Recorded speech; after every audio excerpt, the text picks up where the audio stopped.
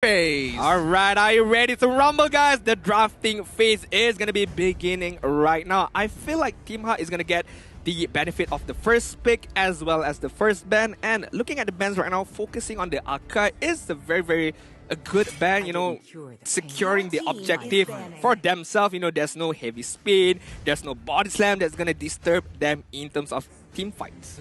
Nothing to worry about there, but TODAK instantly following those keys to victory bans out the Valentina. Now, being on the red side, it can be a little bit oppressive. It feels like you're always responding to having to get rid of these OP picks, but let's not forget that Team HAQ only gets the first pick of the litter. TODAK will be able to respond with two. Masha, the next to fall. I feel like this is more of a respect ban as well as standard ban for them. Looking at Masha, how strong she is, going onto the back lines, trying to disturb the opponent's zoning out capability is very strong, as well as when you have a Masha on your team, it forces you or it allows you to play a 4-1 composition where Masha can be left alone, pushing out the lane, sustaining the lane, and the four of them could go for a split push on top side or bottom side. I totally agree with that one. TODAK's going to be banning out Farmis this time round. Looks like we're not going to be able to see him this particular match. Team HAQ now hold priority. Ling still up for grabs. Wan still up for grabs. I like the 1-1 pick if Team HAQ be able to get that particular pick. But right now, we're going to see the bans is going to come out. Kufra might be hovering over here. Quite an early and very prioritized ban against the Kufra. Looking like Fanny might be the common or might be the common target for Team HAQ right now. I think so. I think so too. But the question is, now we have a setup here. Okay. 1-1, Ling out in the open. TODAK has to choose what they want to ban out. Are they afraid of the 1-1? Do they care about the Ling? And more importantly, do they care about Fanny specifically? Looking at them right now. Okay, tank, marksman. Okay, what are you going to pick right now? We're going to pick. I mean, there's three, I would say, obvious ban, as mentioned by Gideon. And looking at Team HAQ side, I feel like it's hard to give Gary the Fanny right now, because on Gary, Fanny is going to be so much of a nuisance, as well as the capability for him to just dive in, one-shot anyone from TODAK side if he gets the Fanny. Now, does Rival know how to play Fanny? Yes. He does. So this will be interesting. Oh, they banned out the Fanny. I was thinking maybe TODAK just leave the pool open, because no matter what Team HAQ gets, you're going to get two big priority picks for yourselves on top of it all. So now the Team HAQ is going to be...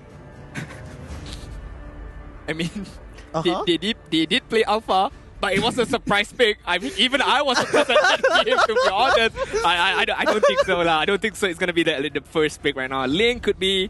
Julian is still there, as well as 1-1. Well, Julian is still there, but I do think that 1-1 is a must-take here. Now, honestly, I thought this was a bit of a interesting call-out by you. I thought you were timing it or something. It looks like you're making eye contact with the coach on stage to be like, Alpha, you're all link connected. But 1-1 going to be the obvious take here. 75% win rate. I hate seeing the fact that it's only 75%, but it is still a powerful pick.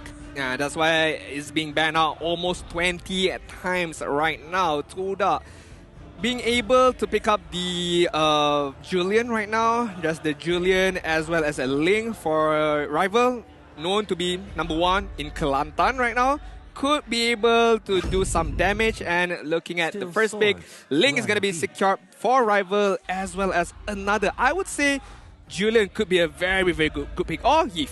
Yeah, I think both of which are really good. Both are really great at trying to shut down 1-1 specifically. Ling is not that bad because he can close that distance. And when the iframes comes out, no worries. Tempest of Blades. I can dodge a good chunk of the auto attacks. But TODAK this time, they're going to be locking in the Grok. Now, since Momo is playing as well as Chiku, only one of them can be a gold laner. Yeah. And I'm guessing that's going to be Chiku. Ooh, so you're saying Momo is going to be the roamer right now? Yup. I beg to differ. Really? You think Chiku is going to be the one playing the support role? I think so. Chiku is going to play... Not think so. I have to be confident a bit. You have to be confident. Yeah. I'll give it another go. Okay. I think that Chiku is going to be playing in gold lane. Alright, I beg to differ. I feel like Chiku is going to go for the roam side because his IQ, his playing style, the aggressiveness from him, being able to create space for Rival as well as Momo is much needed. But to be fair, did he train a lot of roamers? I don't know. Could be. I mean, the flexibility on Chico is notably very, very good. Well, that is true. Team HAQ, on the other hand, going to be locking in the Lilia as well as the Atlas. It looks like they want to design a team fight composition to ensure that 1-1 is going to survive, and she's going to get as many auto attacks as she wants. I feel like Team HAQ, whenever they get this particular combo, especially during their time in Orange Esport, no matter what is the target, no matter who is the target, Atlas is going to pick up anyone, even if it's just a single target. Being able to get the stacking of crossbow of tank for 1-1 is so much crucial. That's why I really, really like the duo combo between 1-1 and Atlas. But TODAK right now, I know they have the Grok, they can still pick up the DG and push the Grok to the EXP lane. So are they going to do that? Looks like not. They're going to focusing on the Cloud. So securing another late game hero. Okay, all right. They want to have some sort of wombo combo if they do get picked off. Claude, relatively safe here. The Battle Mirror image gives him a lot of mobility, a lot of ways to actually exit and disengage from a fight, especially if the perfect match is coming right at him. So, I think generally, I think it's an all-right pick. Would I have preferred something else? Beatrix would have been good, but again, Atlas is just too much of a threat. You need that extra bit of mobility. Yeah, I feel like with the Cloud, the Battle Mirror image, and I feel like this is going to be a purified game for Cloud, being able to dodge the Fatal Link as well as the perfect match. But TODAK right now banning out the Karina because Team HAQ haven't locked in their jungler yet. But speaking of jungle, there's still a lot of hero pool for Gary right now. Could play the Deroth, could play again the Alpha. I know it's a joke, but he did play that hero and he did manage to get the win. Yep, they have won games with it. They have won games. Alpha very snowball oriented. In this particular case, I do think an assassin may be necessary. Arguably, I would say even Paquito is not that bad too. As long as you're able to kind of just create some space for your team and actually be able to combo off on the initiation from Atlas. Okay, to be honest, I want to go to TODAK side first right now because I feel like banning out a lot of EXP laners for Lola is really, really good because I'm not too sure about his bigger hero pool. Yes, he can play the Marsha really well, Esmeralda as well, so focusing on Lola could be the prioritization because banning out heroes from Gary is a bit tough because Gary is quite a big hero pool player. He can play, as you mentioned, the Paquito, the Deroth as well. So we gotta see the last ban coming out from TODAK. And speaking of TODAK, this is the TODAK camp, I would say so. Yep, that's definitely the camp. That definitely gives us a big signal there. Now Paquito, oh smart, Paquito ban coming out for the side of TODAK. Team HAQ responded earlier, banning out the Sicilian, and it is true that Moon hasn't gotten a pick within the first phase. Are they going to capitalize on it some more? Are they going to get rid of a Kagura here? I mean, Selena technically is open, but against the lineup of Team HAQ so far, based on the first 3 picks that they have, isn't going to be too great. Yeah, I feel like Kagura or Kadita could be a good ban right now. Because if they force Moon to play some kind of a position hero like Xavier or Yves, they can be countered by Atlas using the perfect match, using the Fatal Link. So, banning out either one of those 2 heroes could be very, very beneficial for Team HAQ, or they have another different side they want to go. Yves is going to be the main target right now. I feel like Yves is okay to give up to TODAK, but I guess it's still a strong hero under the hands of Moon. I guess I don't want that specific condition whereby if Yves is able to get her damage items, that 1-1 is really going to struggle getting in and out of these fights. Most of the time getting out of the fight once the real world manipulation drops. Now, speaking of which, first pick of the second phase coming in from TODAK, it is going to be instantly locked in Xavier this time. So yes, TODAK does want to play a team fight composition, but they're going to have a lot more global presence compared to Team HAQ. Is this the first appearance for Xavier this particular season? Because 0 picks, 0 bans, 0% win rate. So okay, very, very interesting pickup from Moon. I would think so. This is going to be given to the Moon. Unless they make some necessary changes. Imagine Chiku going for the mid lane and Moon as the roamer. It's not like we haven't seen Moon go as a roamer before. Yeah. I remember his Jawhead. Yeah. Anybody remember his Jawhead? Anybody remember his Franco? His Cho as well. Yep. With Festival of Blood. Yeah, those were interesting times. Those are definitely interesting times. Now, Team HAQ here. Let's see what they use to finish off their composition. It's going to be the Hayabusa and as well as the Khalid. Wow, that is so bold. Wow. That's so very bold. Okay, I mean, like, yes, you have the damage right now. You have kind of the crowd control in terms of Khalid, but we're gonna look at, yep, the focus is gonna be the pickup for Formaze. That is very, very much smart because the mobility, the dashes that Khalid has as well as the Hayabusa has is gonna enable the Demonic Force from Formaze to go onto the team fight and try to catch out Team HAQ. Oh, this is some scary stuff here. The changes and nerfs to literally every hero that you see here has occurred. And more importantly, 1-1, can she pull this off? Can Panda do the impossible here with a composition designed to take him out? This is going to be one spicy game. One spicy game, my friend, as we can see Chiku on the grog as the roamer for his first appearance in MPL Malaysia Season number 10. The drafting has been decided. The heroes have been picked. But one question remains to all of us. Who's gonna get this first win?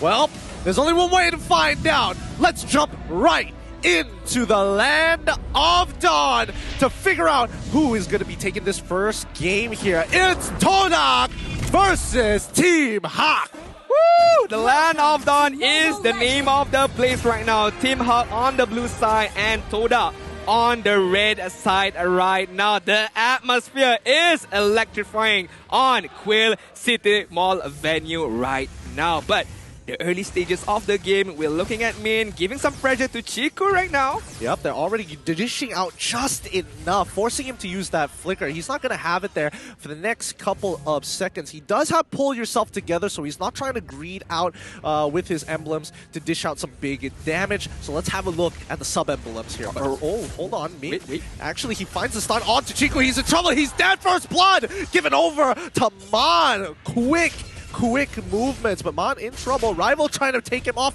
unable to get the trade. Ooh, almost being able to get the trade, and if he gotten that trade, it would be good for TODAK. But Team HAQ moving in very, very well in the early stages right now, getting the kill, getting the main objective, which is the Lethal Wanderer. Gonna help them out in terms of securing some map control, controlling some goal lead in this early stage. I think this is good because Team HAQ, they understand that in terms of scaling, that's going to be a bit of an issue here because TODAK, we have to compare who is going to be relevant in the later stages of the game. From Team HAQ, it's going to be Panda, it's going to be Min, it's going to be Mon, Gary, he's going to slightly fall off, but now Formaze getting attacked on that top side. That's the early pressure we want to see from Team HAQ. Ooh, Formaze did not expect the rotation, the early rotation from Gary just now, but Lola getting that kill is going to help him a lot in the EXP lane in terms of snowballing his lead even further, as well as following up team fight and rotation is going to be very, very crucial. The first turtle is going to be up right now on the top side, but Formaze, look at him, not having the fun time right now. Yeah, Lola is doing a really good job. He knows he has an EXP lead, and if he just maintains this against Formaze, he's going to be out of this turtle fight. Perfectly played for the early game for Team HAQ. We do see the rapid boots get built up on Min, and now rotations are going to be made to protect that river line. Alright, slowly creeping up the lead for Team HAQ right now, closing in that 1 key lead, but Rival right now is going to get full. Wait, is this going to be a... Oh no, Tempest of Blaze is going to get him out before the weakness points are going to be procced. That might have been a kill for Panda, but it looks like it's all good, and Team HAQ continue to control this game. Chiku can only be in a certain number of places at a certain number of times, and if Team HAQ knows exactly where that's going to be, they get first initiative. I really like the aggressive gameplay right now. I know that Ling has still his Temples of Blade. I know that Min knows that as well, but forcing out him to use the Temples of Blade very, very early on right there just shows that, hey, we're here, we're not afraid to use the Fleeting onto one guy. It's fine, because Panda is going to get his weakness stack as well as the crossbow of Tang. Exactly. Now, the lanes are going really well for Team HAQ, right? It hasn't really translated into anything just yet, but Lola a level up on Formaze, just a little bit of EXP. Panda against Momo, still exactly the same, so that means that Gary and Rival, yeah, exactly the same position as we did see before. Nothing much has changed so far. Oh, we are seeing the ult coming out of Moon. It looks like he just wants to clear the mid lane. Yeah, as well as Chiku using the wall charge just now, getting away from Mon as well as Gary, but looking at the middle side right now, Mon, gotta be careful. The blade from Rival slowly doing some damage against him right now, man. Yep, he's walking up forward. He's looking for Rival. He's going to zone him out as soon as possible. He's really out of position, but I don't think TODAK is in a position to actually punish it. But they find Momo. They pull him back in. Battle Mirror Image is already to get there to get him out. Purple buff being heavily contested. Rival needs this badly. Tempest of Blades being popped, being flickering out. So no playmaking capabilities for the next 100 seconds. Ooh, that was a very, very crucial scrimmage. Little scrimmage by Randall. Lola coming in. Okay, Shadow Kill gets one. Moon is dead, and Chiku is left to hold the lane. Wow, that was a quick kill.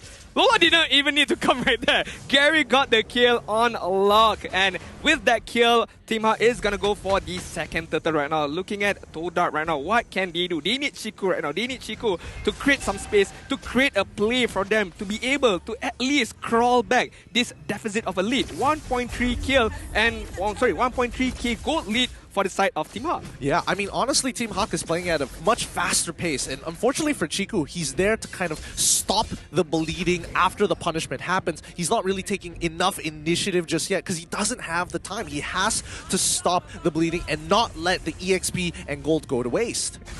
Like being blocked out by right now Lola, the lead that he has right now, he's just going to dominate 4-maze right now. But 4-maze, being the 4-maze, he's just going to wait out for the demonic force in terms of team fight. But right now Lola got to be careful. I think he should be fine here. He should be fine. 4-maze clearly doesn't have enough damage. He hasn't even completed his first item, the Clock of Destinies, just yet. He does have the Flame Shot, but still not enough to really go with here.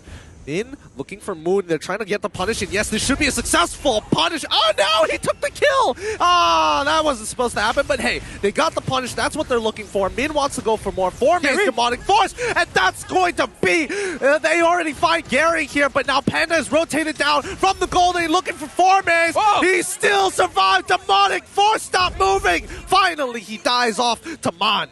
Such a naughty, naughty boy. 4-maze doesn't want to go down that easily, but Lola has been rotating on the middle side right now. Yep, Chiku guys trying to get on out of there as it's going to be Rival looking to get killed, but no, he passes it over to Moon first to catch him back up as they lose the bottom inhibitor. Can they go for a little bit more? Chiku unable to finish him off. Man is going to protect himself. Lola is able to cut him down. Without the execute, he knocked the Grog out right there. You know, look like Chiku gotta be more careful with the damage coming out from Khalid.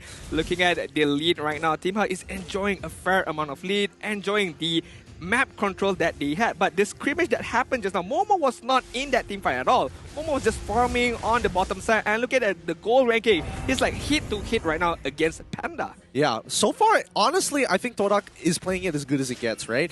Even though there are some situations which could be played better, macro decision-wise, they're trying not to let free EXP and gold go to waste, and they want to make sure that Momo is in a position to turn things around for them when the time comes. Yeah. Could be the next team fight is gonna be commenced on this turtle right now, as well as Momo on the backside by Min. Yup, he's looking for 4-maze here. Chiku with a wild charge finds the knockup. Can they secure it? Lola still hovering on with a Guardian Stats. He still lives, but he dies too late. And now with 1-1 already popping, her crossbow of Tang needs to run away. 3 members already down. A huge catch as 4-maze baits out Team HAQ. That was a good team fight from TODAK. Beating out the skills, beating out the ultimates from Team HAQ, and then collapsing against Team HAQ just now. And Rival, with the pressure that he had, but he's still managing to get a kill as well as going back without committing any single death. Showing what a good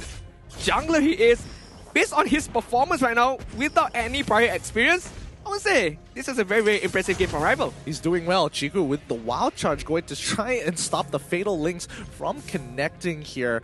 The rest of the team, I think they want to take it a little bit more slow, a little bit more steady. They've shortened the gap after one team fight down to at least 900 gold, 1k, up to you. But Momo with a golden staff does indicate that TODAK are almost ready to fight. Alright, looking at the itemization right now. Wow. Panda focusing on the Wind of Nature first. A very, very defensive item, respecting the damage coming out from Rival, the damage coming out from Momo. So a very, very good decision from him. Looking at Xavier right now by Moon, focusing on the Enchanted Talisman as well as the Clock of Destiny. There's a lot of cooldown reduction as well as the damage, but still could be needing the lightning trench on right now. Yeah, considering that Formace has been bullied pretty much in his lane and getting dosed so many times, right? Gary now attacking Formace in a matter of fact. The Oki Shadow Kill has been popped. They chunk out too, but now Rival is here to turn it around. The Fatal X comes by. Demonic Force comes on through as Moon backs away, finds the ult, but Panda is able to secure it. Oh no, it's given over to Gary. Lola sacrifices his life for Formace. Both EXP laners down, and Team HAQ take one more. Moon looking to live, but Mount's gonna chase him down under the turret. The black shoes to fade away. Can Rival turn this? He looks for the backline. Min is just a little too tanky, but he's holding on. Flickers away so he doesn't give the kill. Oki Shadow Kill is already back up, but they're all too big. Momo gets away, but this is a win for Team HAQ. That unlucky bounce from the Ogi Shadow Kill. He wanted to hit Rival, but it bounces off Chiku as well as... I'm pretty sure that was Momo right there, but if he had bounced against Rival, it could have been a kill. But right now, the Lord fight. Yep, they're looking for more. Min's looking at his... Oh, wait, hold on. He misses as Momo already has used his Battle Mirror image. It's done. They try to go for a steal, but the Oki Shadow Kill hasn't even been popped yet. Gary's still alive, and yet they find two and looking for a third. Gary's out of there. He's done. He doesn't want to mess with Formace no more, especially with the Demonic Force. Wow, Gary. Very, very flashy play right there. Securing the lot, securing the kill, as well as... I feel like Momo just now, he popped the... Blazing Duet, but the damage, or I would say the positioning, no one was there, no one was around. I feel like it was a bit of a waste, but I feel like it was a better positioning from Team HAQ. Going up against the Lord, pushing on the mid side and looking at Panda right now. The damage dealt, maybe not too much, but still, it's a force to be reckoned with. Yep. Oh my goodness, Rival is getting absolutely chunked out. Forced to use his ult. Oh no! He is unable to get out. Mon dies with his black shoes still up. The outer turrets are falling, but TODAK should be able to put up a successful defense. The jungle camp's getting taken away. This is starting to get a little frustrating, but TODAK understands that they cannot do much about it. If I were to come up to Man, I would say unlucky. Unlucky. Unlucky just now. Because having the black shoes, if he was able to pop it off, he would have survived that team fight immediately. But the knockup from Grok, the knockup from Chiku securing that kill. A much, much needed kill. But looking at the lot that has been gotten by Team HAQ and the damage that has been done, doesn't seem like too much, but I would say it was a good fair amount of turrets being taken down. Yeah, considering everything here, Team HAQ still with only a 4K gold lead. It's not too bad for TODAK as they are coming into the later stages of the game. I'm surprised that Formace has been able to sustain this long, but now the backline getting attacked by Gary. The Oki Shadow Kill going to bounce around, not exactly finding the right targets as Formace buys time with the Demonic Force. Here comes the Dawning Light, doesn't connect against him. Can they finish off this kill? No, Formace jumps backwards as Momo in the middle of the fight with the Blazing Duet already finds one. They take out Wan, and Lola is next to fall, but he trades against Momo, and now Formace is still alive, finally dies to Mon, and the rest of TODAK, they have to pull back. It's a 2-for-2 trade, and still Rival able to scrape up some more gold, sends Min back to base. To be honest, Gideon, I'm not sure who was the big victor right there. I would say Team HAQ being able to get the outer turret on the middle side, but at what cost? But at what cost? Correct. And Rival, speaking of macro decision, looking at him playing really, really well, he knows that he can't do much. He goes onto the backside, getting the kill against Min was much, much needed. And looking at the lot push advantage, gold earned. I feel like that was the lowest goal amount that being gotten by the Lord push advantage, but the tower damage almost securing up until 20k damage. Yep, I mean, it's good, but in terms of gold, that's what they were looking for. And unfortunately for Team HAQ, they cannot close this game out and must coin flip for the next Lord. Speaking of which, Team HAQ actually going for the split push here, and TODAK, unfortunately for Rival, needs to match that. Bottom side is naturally pushing, and I think they've realized this. Yeah, I feel like Chiku as well, not having the wild charge is not gonna do a lot in this particular team fight. Looking at Min's position, standby, on ready to use his Fatal Link at any given time. Yep. Formase getting absolutely chunked out here, but unfortunately, if Chico guys gets pulled on backwards, they find a kill as well. Chico and Formase go down. Min with the Fatal Links finds the right target, and Mon absolutely shredding Formase. Oh, look at Lola. He's like, you're not coming here, bro. Rival, you're not jumping onto this lot. This lot is gonna be secured by Panda, by Team HAQ. But again, as we mentioned, it's what they do with this particular lot. On TODAK side right now, I feel like Moon has the amount of damage. Momo has the amount of damage right now. But again, the opportunity to deal the damage is rests upon Chico's hand as well as Formase. But I don't see any of opportunity being opened up by Chico nor Formase. Now that's the thing. I think right now TODAK needs to get a traditional front to front. That's what they want. That's what they need. They don't have to initiate or do anything unless it is going to be a full frontal fight. If they get flanked by Gary, that's where a lot of problems start to occur. No purple buff. But I think Min is not going to cut him out. He's going to let him go. I feel like. Let's see. Does he pay for the pass? Nah. Does he have to pay for toll? Nope. Touch and go? No? Okay, cool. Free All right. pass. Free pass. He gets a free pass this time because the main objective is going to be the inhibitors here. Ooh. Now, Gary jumps right on him with the Oki Shadow Kill to get as much damage done as Formase gets into the middle using the iframes from the Demonic Force to dodge, but he's too late. Momo! He's dead. Momo, is he about to die? One of the crossbow tank doesn't secure here. Dawning Line, but Chico guys finds it. Able to take out Ling. He's done for. Lola walks away with a quicksand guard to save his life, but Momo patiently waits. Blazing Duet finds one, but the crystal is now exposed, and that's going to be the last member. Momo, the only one standing as Team HAQ end game 1.